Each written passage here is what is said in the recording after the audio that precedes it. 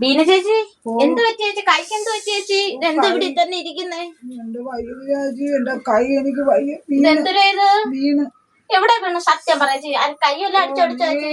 ചുമ്മാ ഞാനേ Jiji മാരിയോടെ motivation class ഉണ്ടല്ലേ, ഞാൻ ഇടയ്ക്കിടയ്ക്ക് കേൾക്കുമല്ലോ. നീ അത് എനക്കൊക്കെ ചെയ്യുമായിരുന്നാ?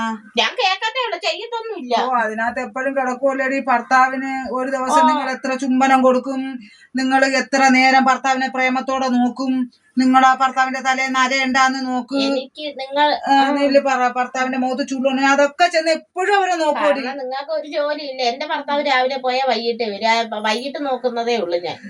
അങ്ങനെ ഇങ്ങനെ എപ്പോഴും നോക്ക. ഞാൻ ചെന്ന് ഉമ്മയൊക്കെ കൊടുക്കും, ചുംബനമൊക്കെ കൊടുക്കും.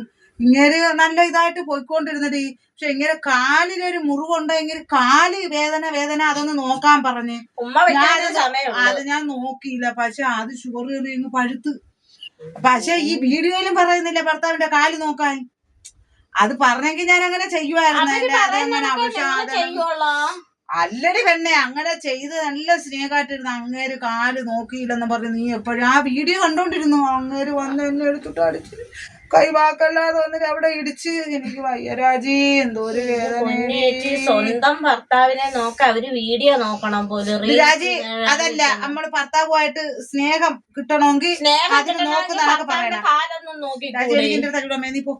എന്റെ ദൈവമേ, ഞാൻ ആദ്യമായിട്ട് കേൾക്കുവാ വീഡിയോക്കകത്ത് പറയുന്ന നടക്ക് ഭർത്താവിന്റെ കാല്. പിന്നെ നിങ്ങളൊരു സ്ത്രീയാണ്, നിങ്ങളൊരു പെണ്ണുമ്പിള്ളയാണ്, നിങ്ങൾ 10-40 കൊല്ലം അങ്ങാരോടെ ജീവിച്ചിട്ട് ഈ വീഡിയോക്കാര് പറയുന്നത് നിങ്ങൾ കേൾക്കൂ. 40 കൊല്ലം ഞാൻ ജീവിച്ചില്ല, ബാക്കി വർഷം നീ ആയിരിക്കും ജീവിച്ച. നീ നിന്റെ കാര്യം നോക്കി പോ.